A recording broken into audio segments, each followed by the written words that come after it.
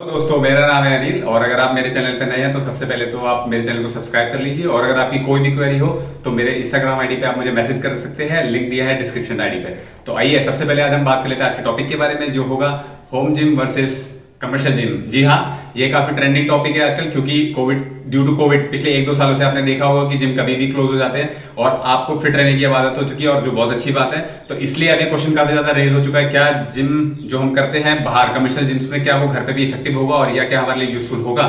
तो सबसे पहले हम बात कर लेते हैं कमर्शियल जिम्स के बारे में, जिसको हम बरसों से किए जा रहे हैं, सब वहीं पे ट्रेंड पे चलता रहता है। तो इसके कुछ हम पहले सबसे बड़े जो अच्छे पॉइंट है इसके, उसके बारे में बात कर लेंगे। सबसे पहला पॉइंट तो ये होगा कि कमर्शियल जिम के अंदर जो भी आपको एक्सरसाइज करनी होती है उसकी आपको वाइड रेंज ऑफ वैरायटी मिल जाती है, यानी कि आपको डिफरेंट डिफरेंट मशीन्स होती है और आप उसको अच्छे से ट्रेन कर सकते हैं। प्लस इसके साथ ही आपको वहां पे पर्सनल ट्रेनर भी मिलते हैं जो आपको सही तरीके से गाइडेंस करते हैं कि आपको क्या करना चाहिए, क्या नहीं करना चाहिए।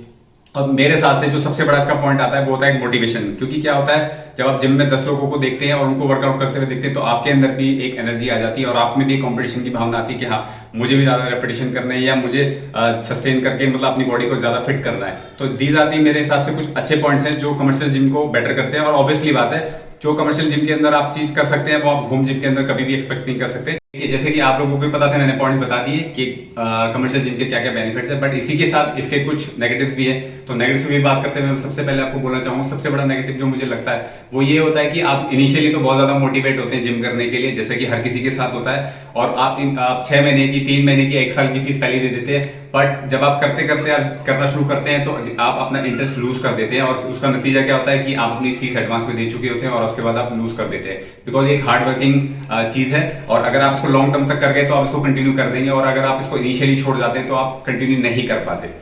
फिर जो इसका दूसरा मुझे जो अभी दिक्कत लगती है, जो कोविड से हमें ज्यादा पता चला है कि इसमें हाइजीन का बड़ा प्रॉब्लम है, क्योंकि वहां पे सब लोग एक ही मशीन को कई बार यूज करते हैं, उनकी स्वेटिंग होती है, कई ब्रेथिंग होती है और स्पेस काफी लिमिटेड होता है। तो वहां पे ये सबसे बड़ा पॉइंट होता है कि आप इन्फेक्टेड हो सकते हैं। सिर्फ कोविड से ही नहीं, और भी कई तरीके की बीमारियां होती हैं, आप उनसे भी इन्फेक्टेड हो सकते हैं। उसके बाद जो अगला पॉइंट है वो इस तरीके का होगा कि जो मेरे साथ भी पहले कई बार हो चुका है कि मेरा कई बार मूड नहीं करता किसी पर्टिकुलर, क्योंकि जिम्स जो होंगे आपको एक पर्टिकुलर स्लॉट में जाना होगा, और क्या हो सकता है कि कई बार मेरा उस स्लॉट में मन नहीं कर रहा जिम करने का। तो अगर मैं अधूरे मन से जाता हूं तो भी मेरी कोई फायदा नहीं है, क्योंकि जब भी आप जिम करते हैं तो आपको फुली तरीके से उसमें इन्वॉल्व होना पड़ता है। तो ये एक कारण, और मुझे जो सबसे बुरा लगता था यही लगता था कि मुझे अपनी मर्जी का स्लॉट मिल जाता है, बट वो हर जगह पॉसिबल नहीं है। तो ये मेरे हिसाब से कुछ एक नेगेटिव्स हैं कमर्शियल जिम के बारे में। तो अब वैसे भी अब हमें होम जिम के बारे में ज्यादा बात करनी है, क्योंकि यही ट्रेंडिंग पे।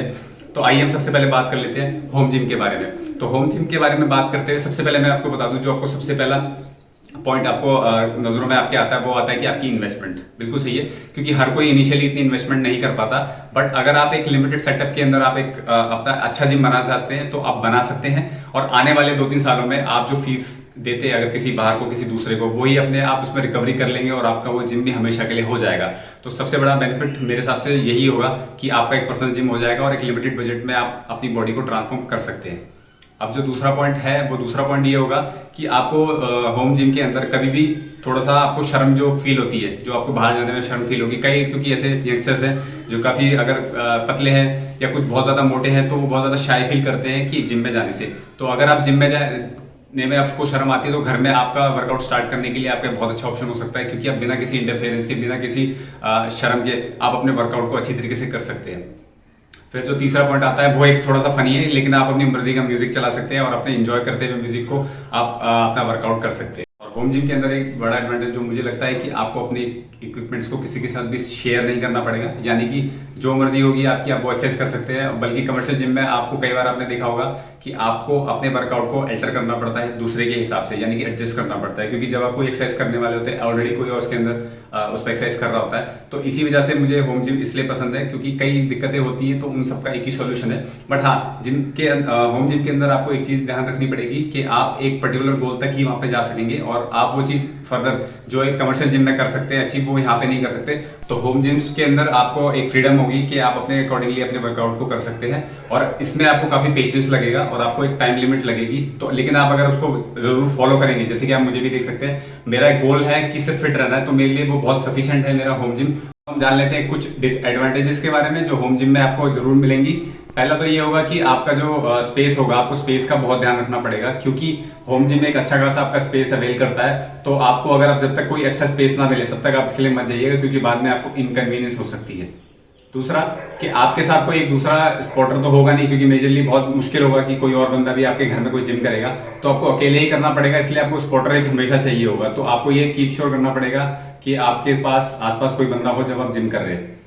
हैविंग सेड दैट, तीसरा पॉइंट होगा कि आपको इसमें थोड़ा सा इंजरी का भी खतरा हो सकता है, क्योंकि आप अकेले ही बिल्कुल इसमें एनवायरनमेंट में आप करेंगे, तो कभी भी आपको बहुत ज्यादा एक्साइटेड होते हुए ज्यादा वेट को पुट ऑन नहीं करना है लगाते हुए कभी भी। तो इसलिए आप लिमिट में ही कर सकते हैं। इसमें बहुत ज्यादा एक्सेस वेट कभी भी आप लिफ्ट मत कीजिएगा। फोर्थ पॉइंट जो होगा वो थर्ड पॉइंट से ही एसोसिएट होगा कि आपका कोई जिम पार्टनर जब नहीं होगा तो आपको मोटिवेशन भी कम फील होगा। और सबसे बड़ी जो दिक्कत होती है होम जिम के अंदर, जो मैंने भी कभी कभी फील की है, कि आपका जब कभी मन नहीं होगा तो आप चीटिंग कर सकते हैं अपने एक्सरसाइज रूटीन के दौरान, क्योंकि अगर कोई आपको एक्सरसाइज हार्ड लगी या कुछ हुआ तो आप उसको बीच में क्विट कर सकते हैं और कोई देखने वाला है नहीं, तो आप इसका एक बेनिफिट उठा सकते हैं।